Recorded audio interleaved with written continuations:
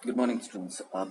We've been looking into how the European society and civilization was changing. We saw the architecture, how the realism started, the humanist movement started, and amazing works of painting, mathematics, medicine, architecture, astronomy, everything started exploding into the scene. But one of the very important things without which none of this would have had such widespread consequences and widespread reach would be that is, we do not pay attention to books. The first printed books, that is the most important thing that made it possible. Now, if people in other countries wanted to see paintings, sculptures, buildings of great artists, they had to travel to Italy. But in the case of written word, that was written Italy traveled to other countries. This was because of the greatest revolution of the 16th century, the mastery of the technology of printing. For this, Europeans were indebted to other people, for Chinese, for printing technology. This is something which I'm sure you would see as we proceed in the chapter, and to Mongol rulers because European traders and diplomats had become familiar with it during the visit to their courts. This was also the case with three other important innovations: firearms, the compass, and the abacus. Guys, these are one of the contributions, or rather, some of the contributions that kind of it gives Chinese civilization a huge amount of halo, a huge amount of reverence when people talk about the contributions of Chinese civilization, because these things have had a far-reaching impact. And for centuries to come, we can't do without printing, we can't do without firearms, because it was only the Chinese mastery of how to come up with the gunpowder that changed the whole face of battlefield. Earlier, it was only about swords and spears and arrows, and suddenly, and for that you had to have years and years of perfection of that military machine, and only then you would be able to win battles.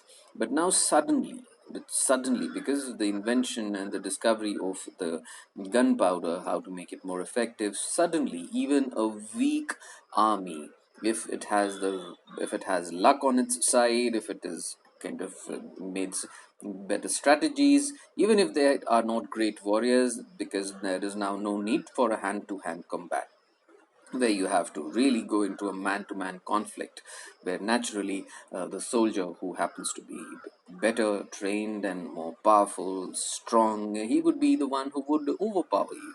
But here, suddenly, from a great distance, from 100 meters, 200 meters away, you could just get rid of your opponent. Even if you are kind of lurking behind some tree, or you're on top of some tree, or if you're on top of some building, and then you can get rid of your opponent without ever going into a hand-to-hand combat with him, which suddenly gave a huge amount of leverage. It kind of completely changed the whole face of battlefield. And this is what the Chinese have to be contributed or kind of given credit for. Again, the compass. Now, the whole world of navigation in 14th and 15th and 16th and 17th century would not have been possible. The great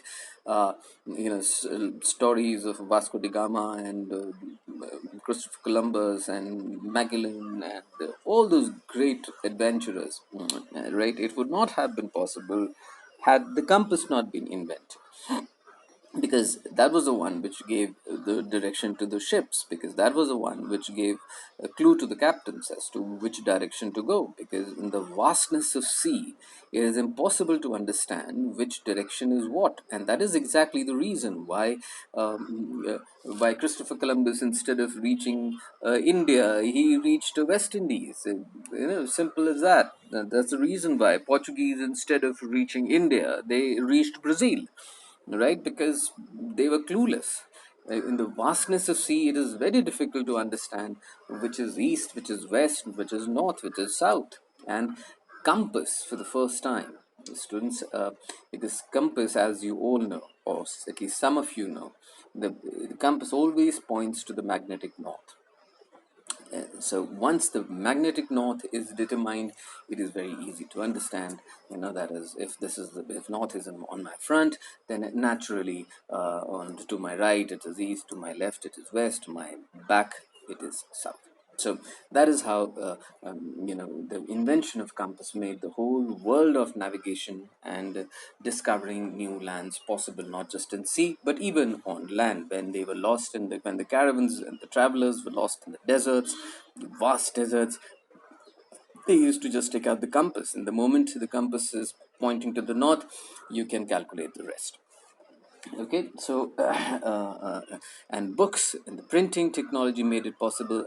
Students, you have to understand, for many years, for centuries and centuries, pe- all of previous generations had to copy the things.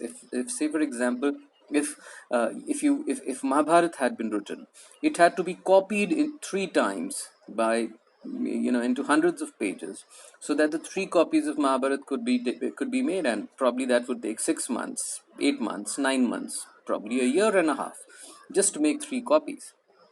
Now, it was only after the printing technology was invented that you could just print probably 30 copies in one day, right? Instead of 3 copies in 1 year or 1.5 year, you could print the whole Mahabharata, 30 copies in one day. I'm talking about a printer or a printing machine which has a very basic fundamental technology, probably a 70 or a 60-year-old printing machine I'm talking about. I'm not talking about the latest ones, which can print probably 5,000 copies in a day.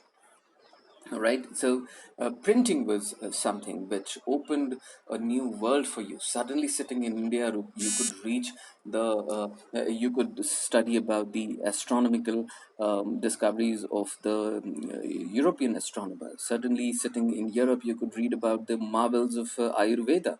Because why? Now the printing has enabled you to have as many copies as you want. Right, the church can read it, the common people can read it. There can be suddenly, and that is exactly the reason why, though students, I don't think it is mentioned here, that's exactly the reason why you had a huge proliferation of libraries. Otherwise, libraries in the early days was always about royalty. Only the kings who were really keen about learning, and curious kings and inquisitive kings, only they would be the ones who would think of investing in library, because libraries used to be extremely expensive investment.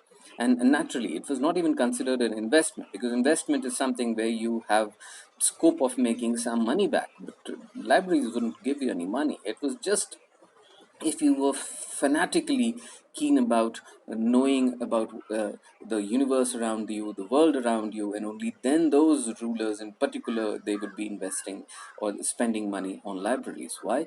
Because every copy had to be handwritten. Right, every copy, there had to be hundreds of men who had to be employed to copy those books so that the libraries could be filled. Now, it was only after the invention of printing technology that suddenly libraries came up all across the world. Great masters, suddenly the books on mathematics, medicine, geometry, everything, suddenly you had hundreds of copies. And you had the same book now sitting in some library in Germany, you had the same book sitting in some library in France, some library in Spain, somewhere in Turkey, the same book. Why? Because now man had invented printing. And the earliest of the modes of the basic fundamentals of printing had been done by the Chinese civilization, and then it was in fact and of course Chinese and the Japanese as well, though it is not yet mentioned here, but the Japanese also did phenomenal works in printing technology. And of course, and as it says, because a lot of European travelers used to travel to the Mongol court. That's where they saw the Mongol court using a great amount of printing work, because you had to understand, students. That's what we studied previously. That Mongol Empire was the largest empire ever had. So naturally, every royal edict or every royal law had to be it had to be spread into all corners of the Mongol empire. Now, how would you do that? If you start asking everyone to start making copies by handwriting, it would take days and days and days for the execution. Right, so they had to have some method of printing, and that's what Europeans first saw there. how the basic work of printing was there. And students, frankly, in many parts of the world still, the basic A plus B of printing is still followed what the Chinese and the Mongols used to follow and the Japanese used to follow. Now you can have advancements in terms of how many copies you print every day. That is another issue altogether. But yes, of course, today you have computerized and digitized printing. Now we are not talking about that. Very few printers, even if you go to Uttarakhand, the printers in Uttarakhand, many of them would still use the same basic principle of printing, the same boxes, the same metal frames for printing that has been used for almost 600 years now. Okay, so a new concept of human beings. One of the features of humanist culture was a slacking of the control of religion over human life. Italians were strongly attracted to material wealth, power, and glory, but they were not necessarily irreligious. Francisco Barbaro, 1390 to 1454, a humanist from Venice, wrote a pamphlet defending acquisition of wealth as a virtue. In On Pleasure, Lorenzo Valla, for 1406 to 1457, who believed in the study of history, leads man to strive for a life of perfection, criticized the Christian injunction against pleasure. There was also a concern at this point with good manners, how one should speak politely and dress correctly, what skills a person of culture should learn. Essentially talking about basic mannerisms, good mannerisms, how you kind of uh, that suddenly they were trying to tell you that what the church had been telling you for centuries and for generations, that pleasure, seeking pleasure, denying your own instinct, brought you closer to God. That's what the convention was for centuries. Even today, in if you would not be considered a religious person or a spiritual person if you are having every day chicken biryani and tandoori chicken and probably having blender's pride at night and having great cigarettes. You would certainly not be considered